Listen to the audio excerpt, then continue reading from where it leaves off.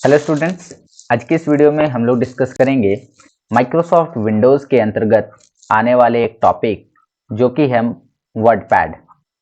तो इसके बारे में हम लोग विस्तार से चर्चा करेंगे कि वर्डपैड क्या होता है, वर्डपैड क्या होता है, इसके बारे में हम लोग चर्चा करेंगे और इसके अंदर कौन कौन से हम काम को कर सकते हैं इसकी भी चर्चा करेंगे। तो चलिए जल्दी से शुरू करते हैं। WordPad is a basic word processor. यहाँ पर शब्द पे गौर करिएगा, यह एक बेसिक वर्ड प्रोसेसर है। तो सबसे पहले यहाँ पर हम बात करते हैं कि वर्ड प्रोसेसर क्या होता है। वर्ड प्रोसेसर तो एक ऐसा प्रोग्राम जिसके अंदर आप वर्ड्स टाइप कर सकते हैं, वर्ड्स लिख सकते हैं, ठीक है, टाइप कर सकते हैं, तो उसे हम वर्ड प्रोसेसर कहते हैं। लाइक इसके अंदर हम लोग क्या कर सकते हैं, इसके अंदर रिज्यूम बना सकते हैं, कोई लेटर लिख सकते हैं, ठीक है, लेटर के साथ साथ कोई डॉक्यूमेंट तैयार कर सकते हैं, नोट्स तैयार कर सकते हैं, एक्सेट्रा।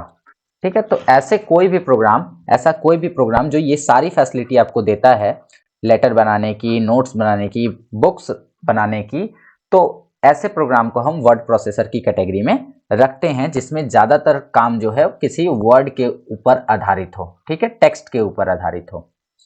तो वर्डपैड एक ऐसा ही बेसिक प्रोग्राम है, बेसिक वर्ड प्रोसेसर प्रोग्राम है, that is design for creating, जिसको बनाया गया है लेटर्स और सिंपल डॉक्यूमेंट को बनाने के लिए, जिसको डिजाइन किया गया है लेटर और सिंपल डॉक्यूमेंट्स क्रिएट करने के लिए, बनाने के लिए।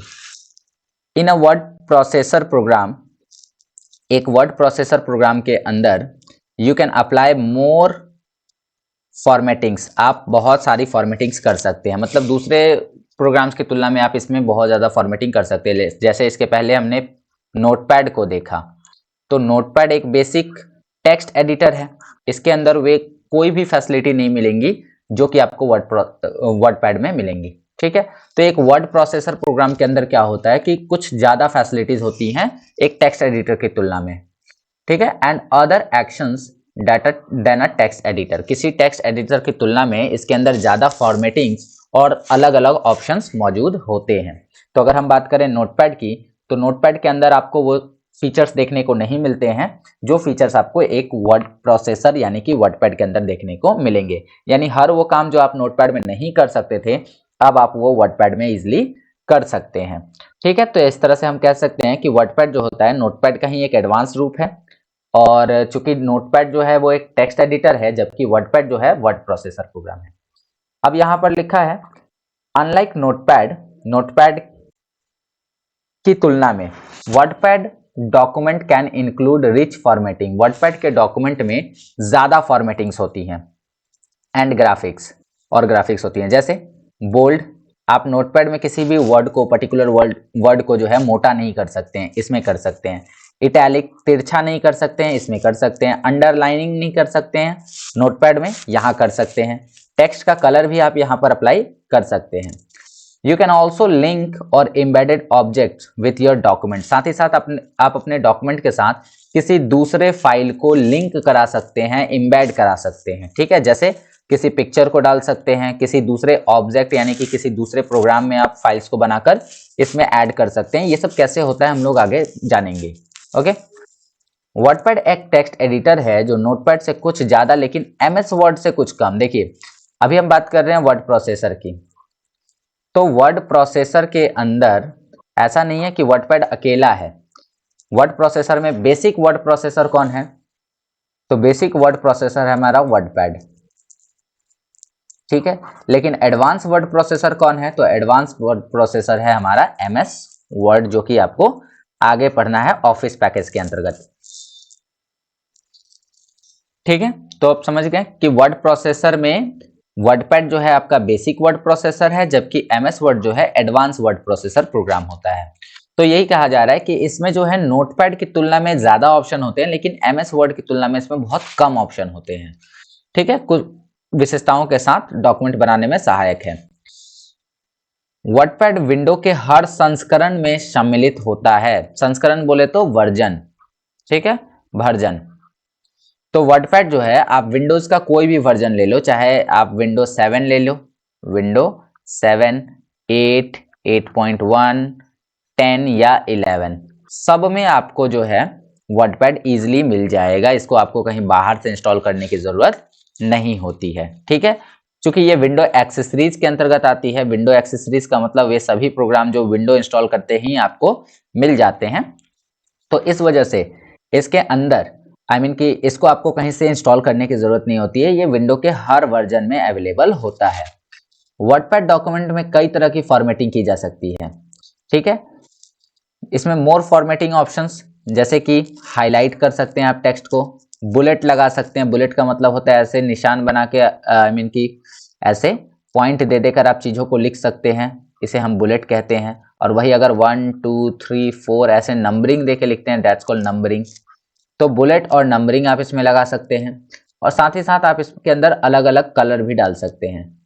उसके अलावा पिक्चर भी इंसर्ट कर सकते हैं, जूम भी कर सकते हैं आप अपने डॉक्यूमेंट को, ठीक है। और इन सभी की वजह से जो आपका वर्डपैड है एक पावरफुल टूल बन जाता है। नोटपैड की तुलना में वर्डपैड में आप ये सारी एक्टिविटीज कर पाते हैं और इस वजह से वर्डपैड एक पावरफुल टूल हो जाता है नोटपैड की तुलना में, ना कि एमएस वर्ड की। Okay, the file created in WordPad use .rtf rich text formatting extension. Simply कहा जा रहा है कि जो भी फाइल आप वर्डपैड में बनाएंगे उस फाइल का जो एक्सटेंशन होगा वो होगा RTF, रिच टेक्स्ट फॉर्मेटिंग, ठीक है। अब ये एक्सटेंशन क्या होती है चलिए समझते हैं। जैसे अगर कोई फाइल है तो फाइल का नाम मान लीजिए कि मैंने रखा ABC, बट ये फाइल तब तक पहचान में नहीं आएगी कंप्यूटर के जब तक इसके साथ इसका एक्सटेंशन ना जोड़ा हो। तो यहाँ पर .rtf लग जाएगा। ये रिप्रेजेंट कर रहा है कि ये जो ABC नामक का फाइल है वो वर्डपैड का है। इसी प्रकार से अगर मैं सेम नाम को लूं और यहाँ .txt दे दूं तो ये क्या रिप्रेजेंट करेगा, ये रिप्रेजेंट करेगा कि ये जो फाइल है वो नोटपैड का है। txt क्या होता है, नोटपैड का एक्सटेंशन होता है और ये जो एक्सटेंशन है वो वर्डपैड का एक्सटेंशन है, ठीक है, वर्डपैड का एक्सटेंशन है।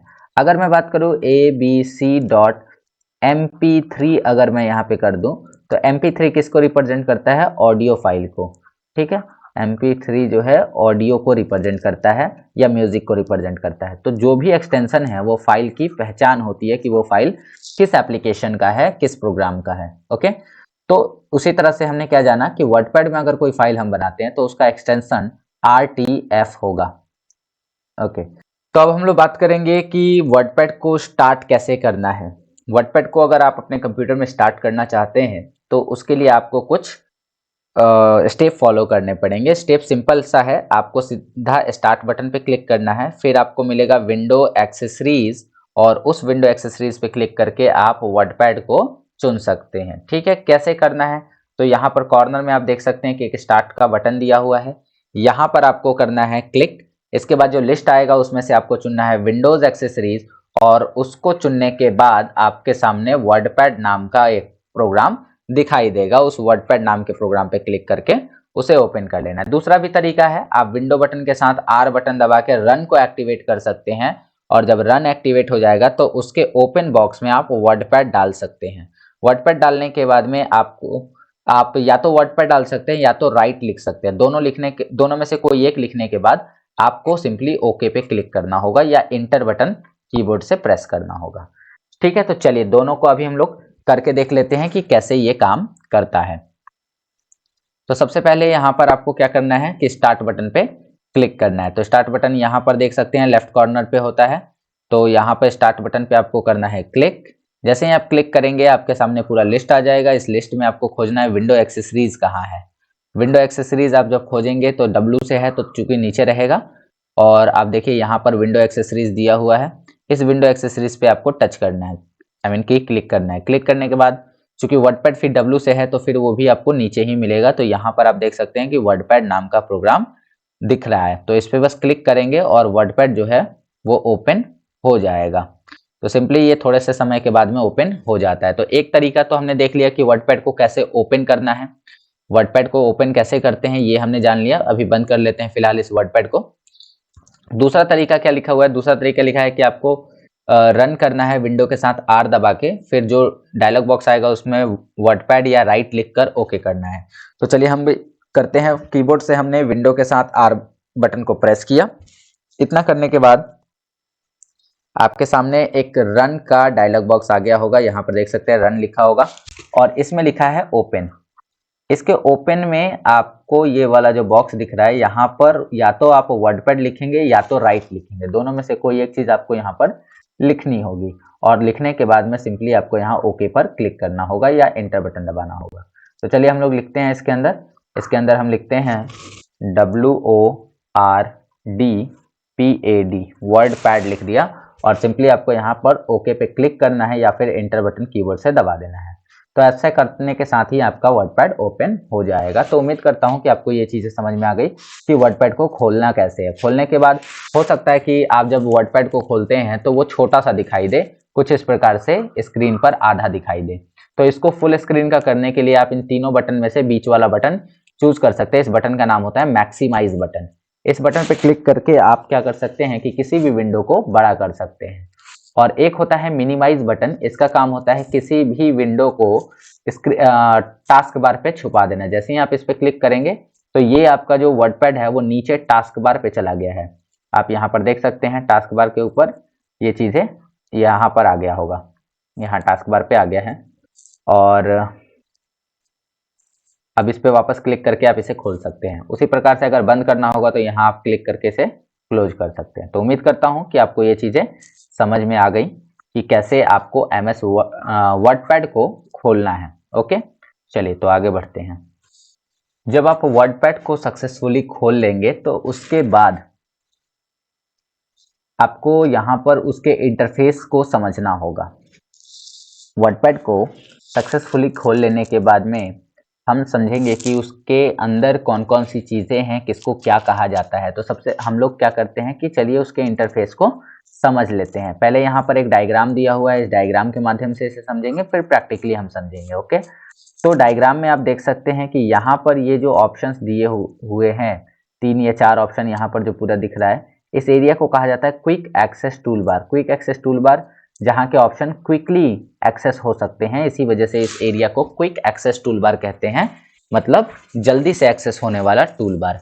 इसके अलावा आप देखो तो यहाँ पर लिखा हुआ है फाइल, होम, व्यू, इनको टैब कहा जाता है, इनको टैब कहा जाता है, file tab, home tab, view tab. इस प्रकार से ये एरिया जहां पर डॉक्यूमेंट का नाम शो करेगा, जब आप डॉक्यूमेंट को सेव कर लेंगे तो यहाँ पर एक नाम शो करेगा जिस नाम से आपने फाइल को सेव किया होगा। तो इस एरिया को हम कहते हैं टाइटल बार। ठीक है, टाइटल बार। आप इस एरिया को भी देख सकते हैं जहां पर आपको सारे ऑप्शन एक ही जगह अवेलेबल मिल रहे हैं, जो कि नोटपैड में ऐसा बिल्कुल भी नहीं था। नोटपैड के अंदर मेन्यू दी हुई थी, मेन्यू के अंदर से आप एक ऑप्शन को एक बार में एक्सेस कर पाते थे। यहाँ पर आप एक ही बार में सारे ऑप्शंस को एक्सेस कर सकते हैं, देख सकते हैं। ठीक है, तो वह एरिया जो इन सभी ऑप्शंस को शो कर रहा है, दिखा रहा है, इस पूरे एरिया को हम क्या नाम देते हैं, इसको पूरे को कहते हैं रिबन। ठीक है, तो किसी टैब के सभी ऑप्शन कहाँ शो होंगे, तो वो शो होते हैं रिबन के ऊपर। ओके, तो किसी टैब के सभी ऑप्शन कहाँ शो होते हैं, वो होते हैं रिबन के ऊपर। उम्मीद करता हूँ समझ में आ गया आपको। ये बटन जो होता है वो मैक्सिमाइज का होता है, ये मिनिमाइज होता है, और ये बटन जो होता है क्लोज के लिए होता है। ठीक है, तो मिनिमाइज के लिए जो है ये बटन है, मैक्सिमाइज है, और ये क्लोज का बटन है। इसके अलावा नीचे देखा जाए तो ये पूरा हिस्सा जो है स्टेटस बार के नाम से जाना जाता है। ये पूरा जो नीचे का एरिया है इसको हम स्टेटस बार कहते हैं, ये नीचे वाले हिस्से को स्टेटस बार कहा जाता है। और यहाँ पर पेज को जूम इन जूम आउट करने के लिए एक जगह दिया हुआ है, इस एरिया को हम कहते हैं जूम स्लाइडर। ठीक है, जूम स्लाइडर। और यहाँ पर आप देख सकते हैं कि एक लाइन दी हुई है, इसको बोलते हैं स्क्रॉल बार। लिखा नहीं है, मैं यहाँ बता दे रहा हूँ आपको,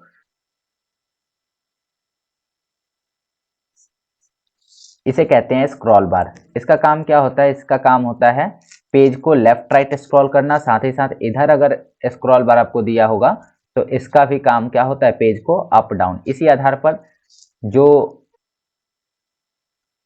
ये वाला स्क्रॉल बार है इसको बोलते हैं वर्टिकल स्क्रॉल बार, इसको बोलते हैं वर्टिकल स्क्रॉल बार, और इसको बोलते हैं हॉरिजॉन्टल स्क्रॉल बार। ठीक है, हॉरिजॉन्टल स्क्रॉल बार।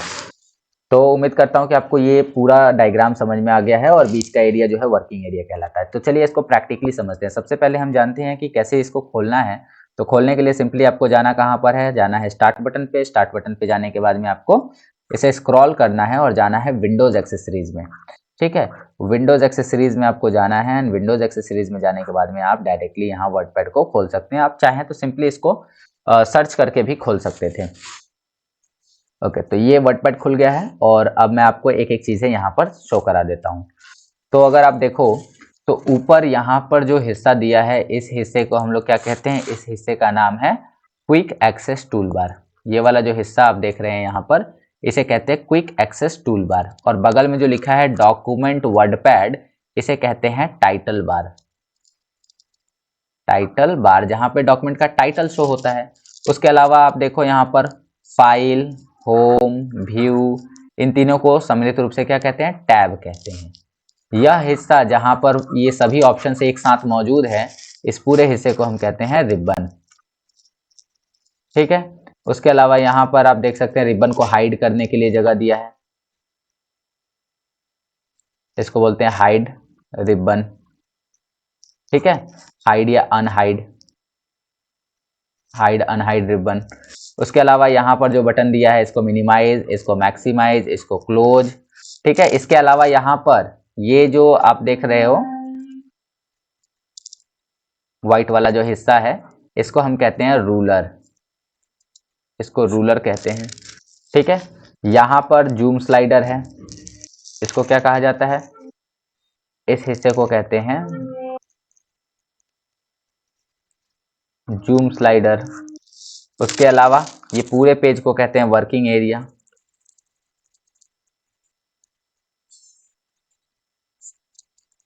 वर्किंग एरिया, और ये नीचे वाले हिस्से को हम कहते हैं स्टेटस बार, स्टेटस बार। तो उम्मीद करता हूं कि आपको ये पूरा स्ट्रक्चर समझ में आ गया होगा, कहां पर क्या चीजें होती हैं और किसका क्या नाम है। ठीक है, चलिए तो अब आगे बढ़ते हैं।